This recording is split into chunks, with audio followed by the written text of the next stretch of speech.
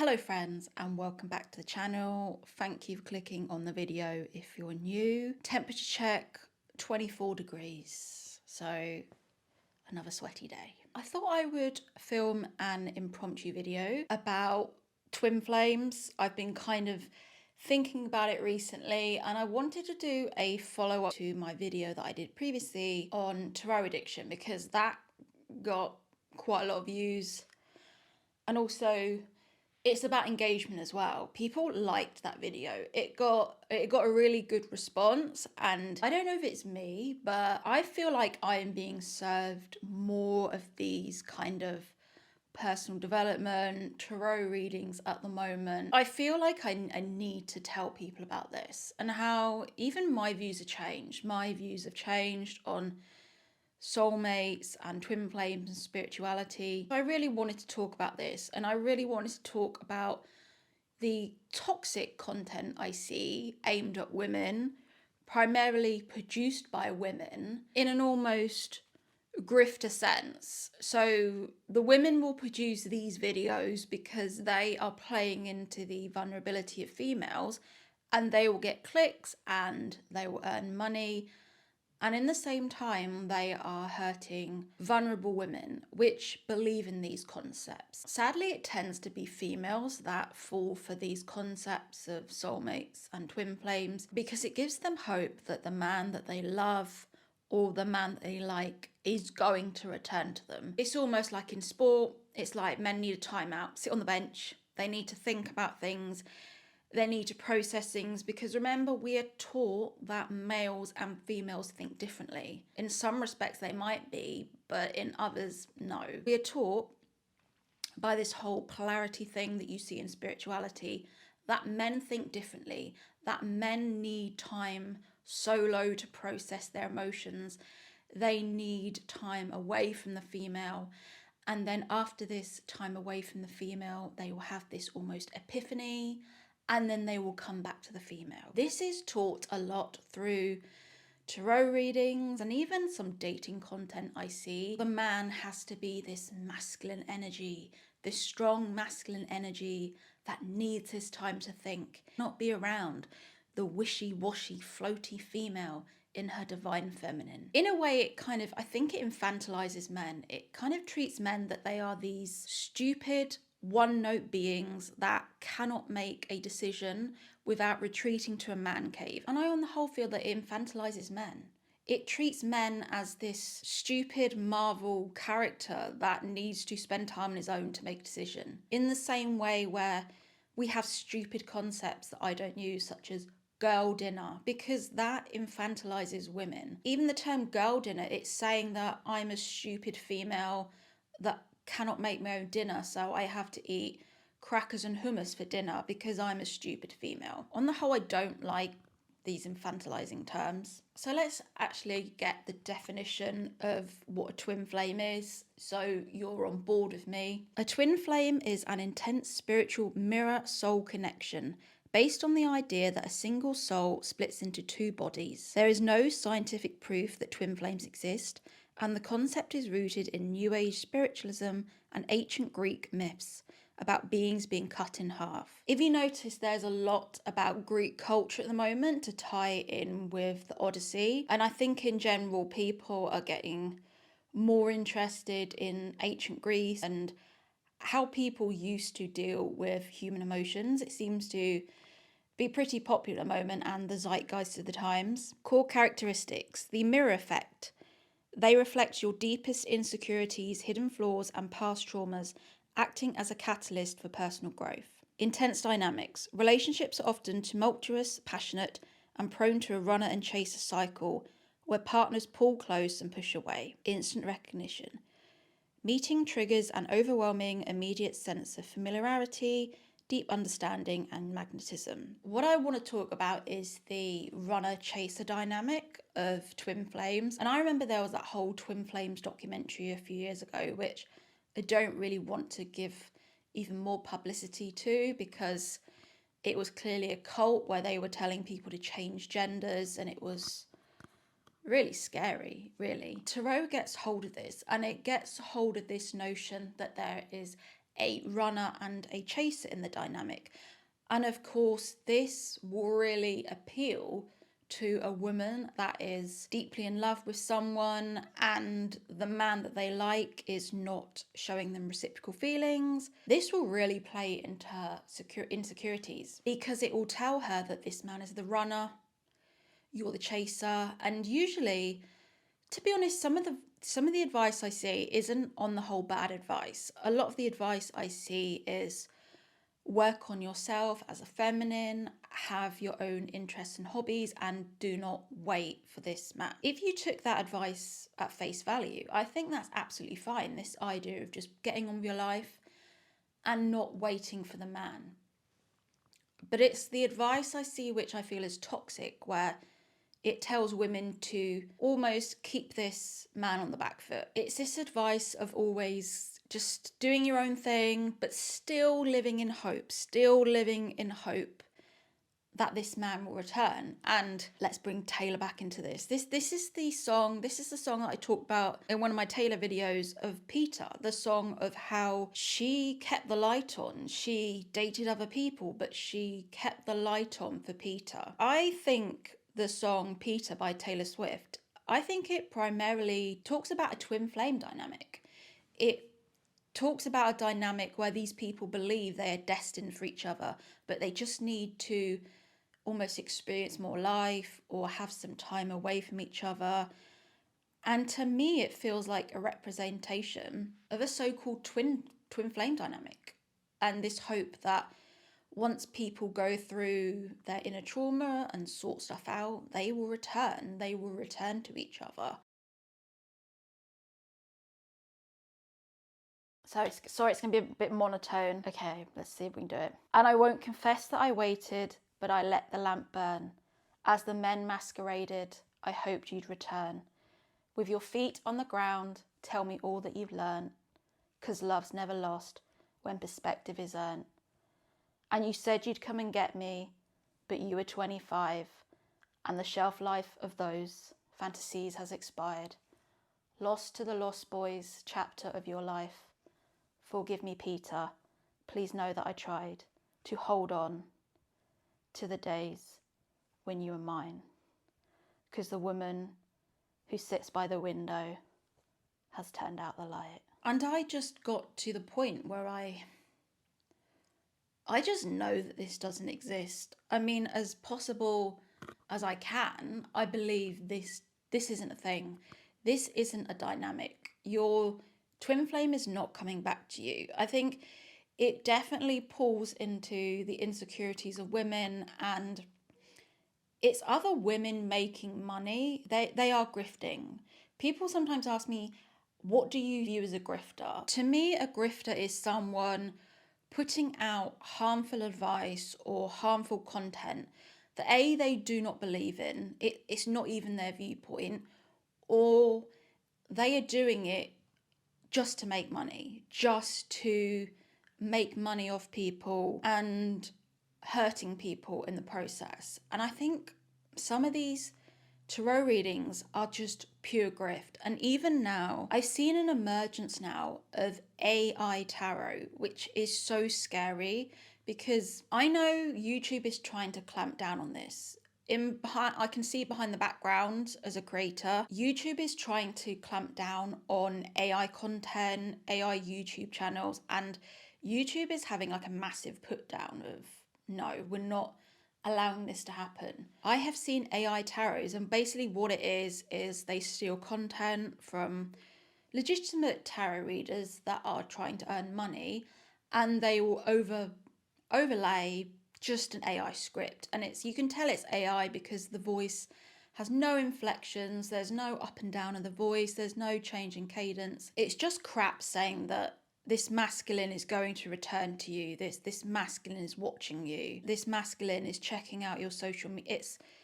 It's stuff that women will fall for, basically. So even if you do watch tarot, I would recommend watching the ones where you can see the human's face primarily. You can tell it's a human, or if you can't see their face, just if the voice just You can tell. We can tell now if someone's a human or AI. So just be really careful on that. I talked in my other video about being addicted to tarot readings, and I have to admit, I sometimes do go back to them. I find them just easy to listen to when I'm doing my washing up, but I only watch the ones that are positive, and they're the ones that, I know it's just like a pep talk and it's like, oh, you're going to become famous. And I just use it as a pep talk to reprogram my mind and think, oh yeah, my channel's going to blow up. I don't watch the love ones. I don't watch the ones that say your partner is coming, your partner is watching you. I don't watch any love related ones because I feel like they're just gaslighting me. I mean, the amount of times I have watched a tarot reading saying that I'm going to fall in love, and I've probably been listening to tarot readings for maybe 4 or 5 years, and I've been single the whole time. On the whole, I think the loved ones are grift, and I think you have to use your own discernment with tarot readings and not be watching the ones that are clearly clickbait. And also, they work because it's audience capture. If you are a tarot reader and you are pumping out similar readings daily, you amass a lot of subscribers.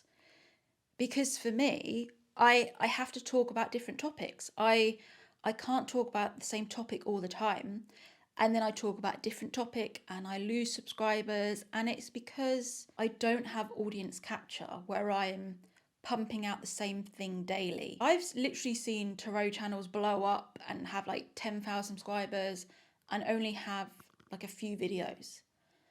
And it's because they do the same type of content. You're going to be wealthy. You're entering your abundant era, or you're entering your glow up era, and it's stuff that women will click on. And they click on this content because they want to be kept in Delulu land. I've talked about being in Delulu land before, and it's because my life wasn't going the way I wanted it to be. I think it's because I would class myself as a sapiosexual, which means I am only attracted sexually to intelligent men. If men are not intelligent, then my body does not create a sexual response to that. I am only attracted to intelligent men.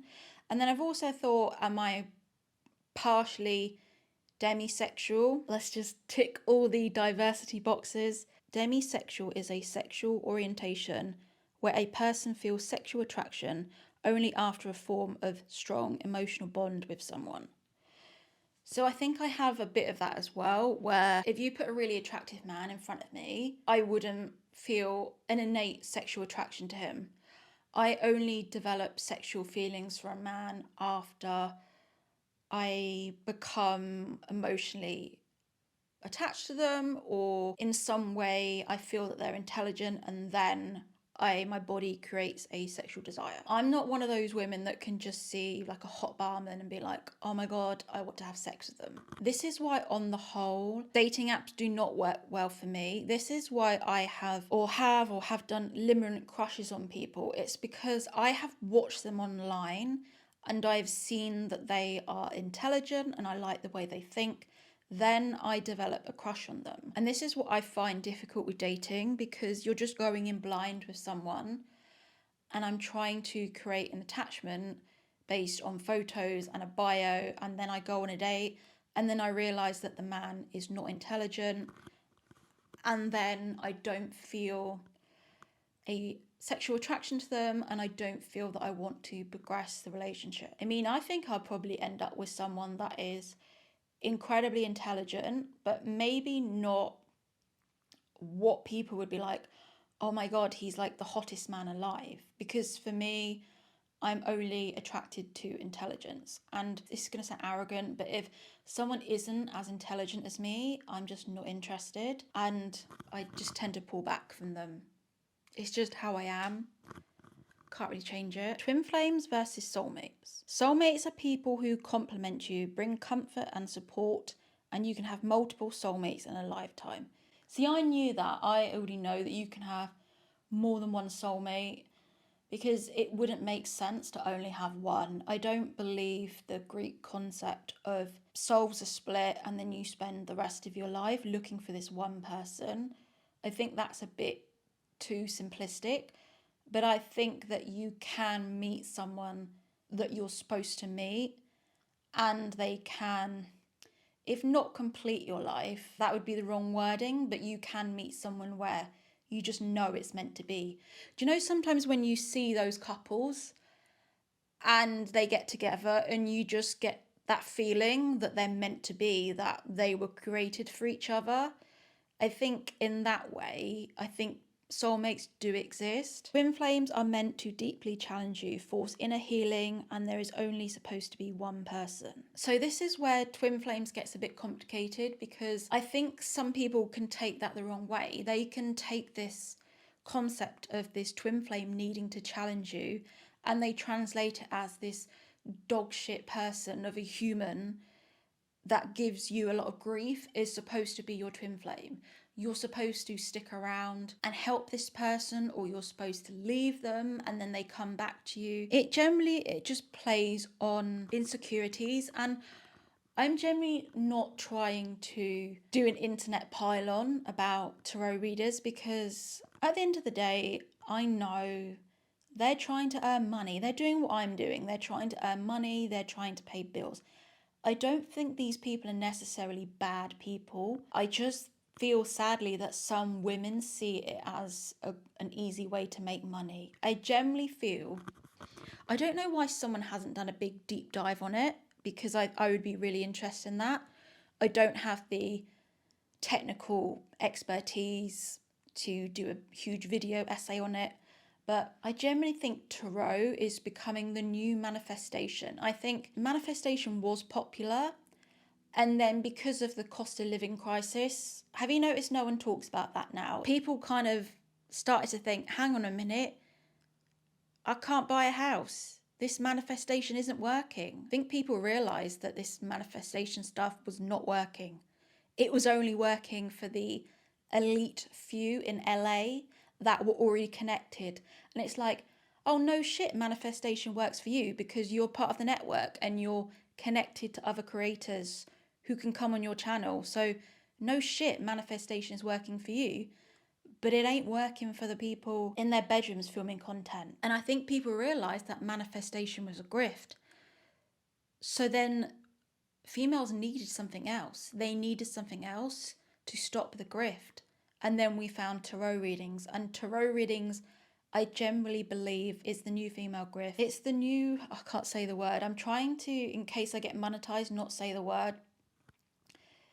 People tend to say prawn. It's the prawn for women. It's the female addiction, tarot readings. And I generally had to wean myself off of that shit, because I realized that I was believing in all these spiritual concepts. I was going through spiritual psychosis. I was believing in twin flames.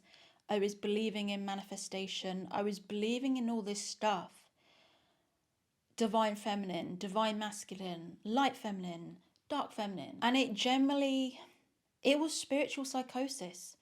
It was spiritual psychosis that I was experiencing. And what it was just me believing all these concepts because I wanted some type of community. I wanted the community that they had. I wanted the love that they felt for each other. I wanted the abundance they had. I was looking at them thinking, that's what I want. Everything they have, I want. And then instead of thinking of, oh yeah, that would be nice to have, I fell down the rabbit hole of spiritual psychosis, of twin flames, of divine all this. And I generally leaving the mate, that's another one, leaving the matrix. It is a type of psychosis that you fall into. And I think that's why I wanted to make this video, so hopefully some women see it and they think, oh yeah, twin flames are probably not a thing. This person I think is my twin flame is probably not my twin flame.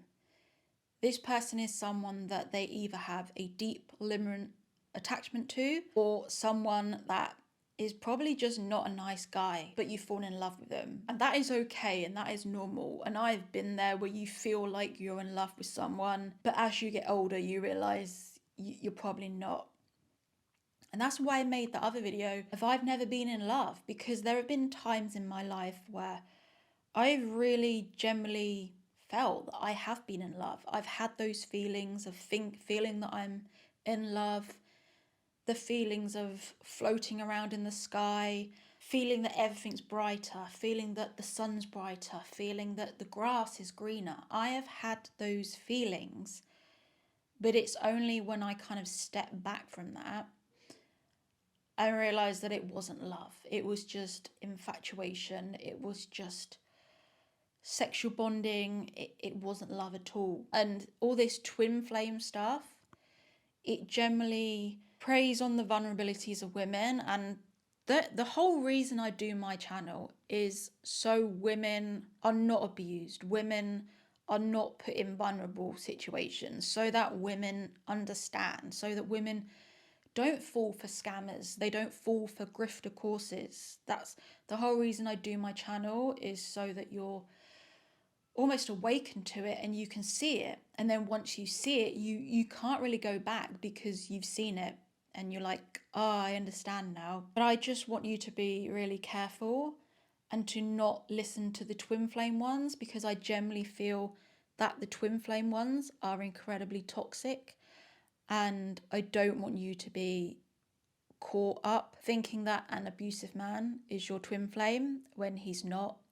He doesn't need some space to learn and heal and come back to you, and he doesn't need a separation period. I feel that twin flame readings keep women in limerent crushes, limerent situations, and I would just ask you to use your discernment when watching tarot readings. Thanks for watching. Love you. Bye.